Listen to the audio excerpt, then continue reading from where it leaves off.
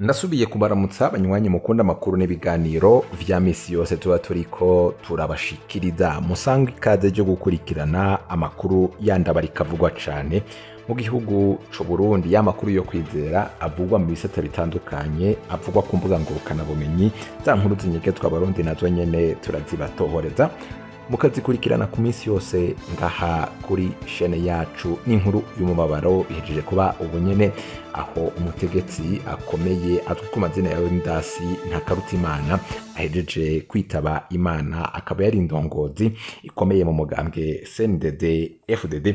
Turaza kubigaruka ko muri aya makuru, muraza kuvyumviriza, twabiteguye muraza kumviriza amakuru yandi ariko avugwa mu bisata bitandukanye. Turanyarukira mu kibazo c'igitoro cibandanya kiribonekeza mu gihugu c'u Burundi, aho umukuru w'igihugu yavuze ko teganyikanyije gutanga inyishu kuri ico gitoro. Ibiriko birakorwa muraza kuvyumviriza, navyo twabiteguye. Turaza gusimbira mu makuru avugwa mu birabana n'ibitaro vya Kira Hospital, muraza naho kumviriza ivyashikirijwe bivugwa yuko hashobora kuba harabayemo amanyanga akomeye yapfungishije muganga Sahabo Christophe, navyo twabiteguye muraza kuvyumviriza. Wowe utegerezwa kuba warafyonze kuri sabone canke subscribe, ufyonda ko uraba handitse sabone, handitse subscribe kubakoresha YouTube iri mu Congereza. Iyo wafyonze ko uko turonse bene ya makuru n'ibiganiro nk'ibinyene tubashikiriza ku minsi yose, ucuba mu mbere bashikirwa navyo. Reka ndasubire ndabaramutse, nabaye ikaze mwisanzwe y'amakuru, muragira mukurikirana amakuru nandi twabateguriye ingingo imwe ukwayo. Ingingo imwe ukwayo nemeje kubabwira ko ari inkuru y'umubabaro iriko ivugwa mu mugambwe CNDD FDD, aho bivugwa yuko nyene uyo utwi ku mazina ya Leonidas Ntakarutimana yahora ari indongozi ikomeye cyane mu mugambwe wa CNDD FDD ahejeje kwitaba Imana.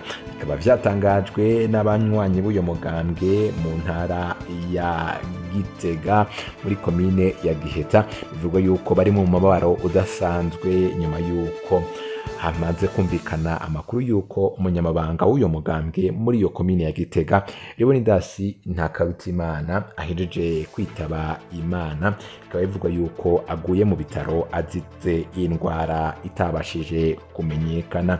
Bivugwa yuko nyene ahejeje kwitaba Imana aguye mu bitaro vya Tanganyika Keya i Bujumbura, nkuko nyene vyavuzwe cane n'abanywanyi b'uyo mugambwe wa CNDD FDD.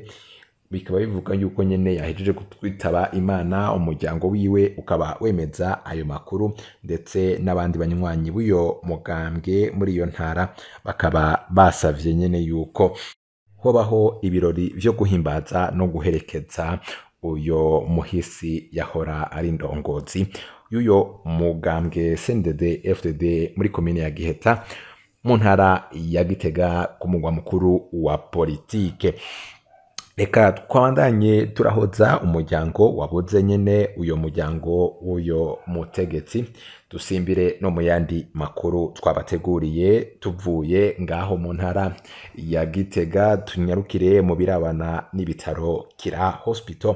Akaba ari inkuru dukesha bagenzi bacu ku radio Haguruka, aho mugiye kumviriza ibirabana n'amanyanga yakozwe na Janvier Ndagijimana, nkuko nyene bikaba vyaravuyemo gupfungwa kwa muganga Christophe Sahabo. Reka navyo tuvyumvirize idonido.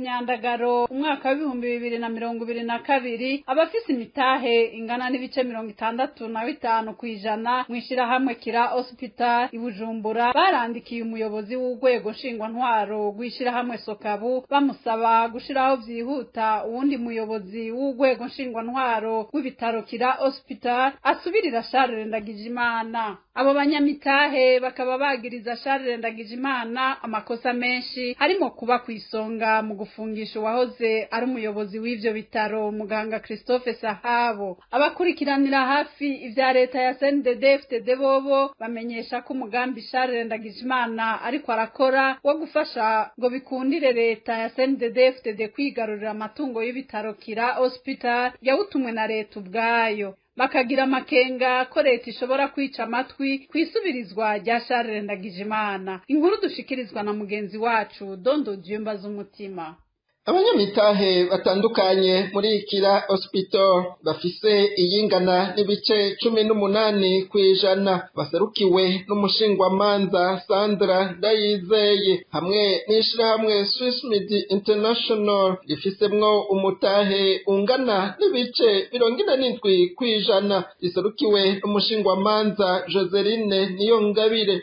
Nibo baraye bandikiye iryo kete urongoye urwego nshingwantwaro rw'ishirahamwe Sokabu, ishirahamwe rya leta rifise umutahe muri Kira Hospital ungana n'ibice 16 kwijana. Iryo naryo nkiriserukira leta y'u Burundi akaba ari ryo rigena urongoye urwego nshingwantwaro rw'ibitaro Kira Hospital.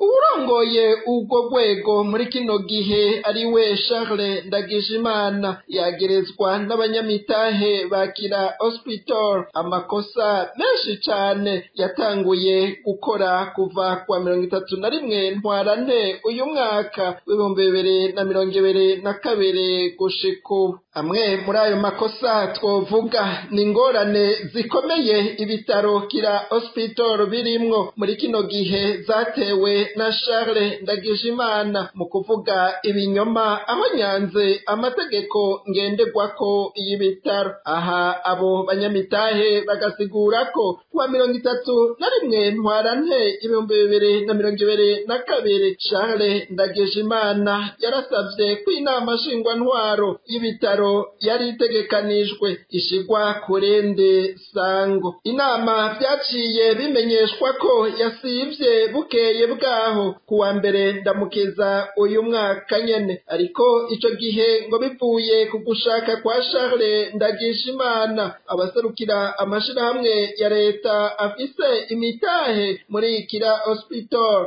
baciye barungikira ikete umukuru w'igihugu Varisito Ndayishimiye bamumenyesha ko batacizeye umuyobozi w'ibitaro ari we muganga Christophe Sahabo yahavuye acahagarikwa arapfungwa kuri uwo musi nyene uwa mbere ndamukiza 2022. Uwundi bahagarikiwe rimwe akaba ari muganga Jean David Piro yararongoye urwego nshingwantwaro rw'ibitaro aca yakwa mbere n'igitabo ciwe c'inzira bita passport. Igitabo yahavuye asubizwa ari uko yemejwe n'abakozi b'iperereza ry'u Burundi gutanga imihoho. Iruhande ya Sokabu aya ni mashirahamwe yegukira leta afise imitahe muri Kira Hospital akaba ari Kamebu ibice 3 kwijana, ONPR ibice 9 kwijana, Sobujeya ibice 3 kwijana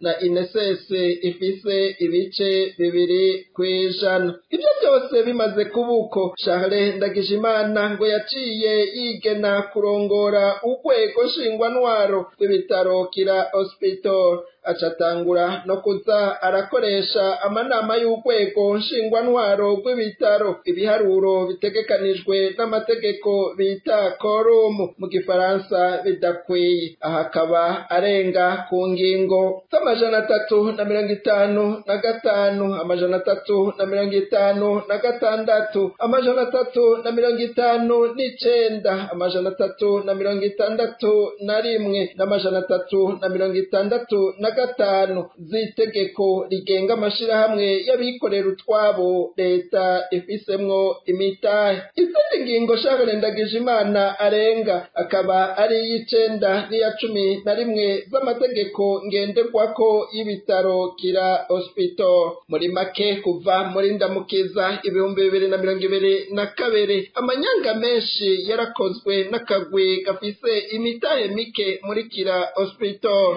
abanyamitahe bakomeye bafise ibice 65% batarimwo. Twovuga amakosa yagirizwa Charles Ndagijimana nitwoheza, reka tugarukirize kurayo uko biri. Amakosa ariko akogwa na Charles Ndagijimana nkuko abo banyamitahe bakomeye muri Kira Hospital babigarukako ari no ku gatwe kishira hamwe Sokabu vyitwa kwaserukira muri ico kibanza. Niyo mpamvu nkuko amategeko abivuga ku rwego nshingwantwaro rw'ibitaro Kira Hospital rongorwa n'ubuserukira ishirahamwe rya leta rifisemwo umutahe usumba uwayandi mashirahamwe ya leta. Abo banyamitahe bakuru bandikiye uwurongoye urwego nshingwantwaro rw'ishirahamwe Sokabu bamusaba kugenda vuba bwango umuyobozi asubirira Charles Ndagijimana. Yamara abakurikiranira hafi amanyanga leta ya CNDD-FDD iguma ikora mu kunyaga ibintu by'abanyagihugu canke amashirahamwe bafite amakenga ko ico gisabwa kitazokogwa, ngo naho cokogwa kizofata igihe. Ku bwabo amanyanga Charles Ndagijimana ariko akora yo gufasha leta ya CNDD-FDD biyikundire kunyaga ubutunzi bw'ibitaro Kira Hospital, ayakora atumwe na leta ubwayo. Bagafatira mu kuvuga gutyo no ku majambo umukuru w'igihugu ubwiwe yashikirije mu gihe yasabwa kurenganura muganga Christophe Sahabo apunzwe azira ubusa, aho yarahiye akarengwa ko atotanga itegeko ryo kumurekura kuko ngo yakoze amakosa aremereye kandi bizwi ko ariko agirirwa irementanya.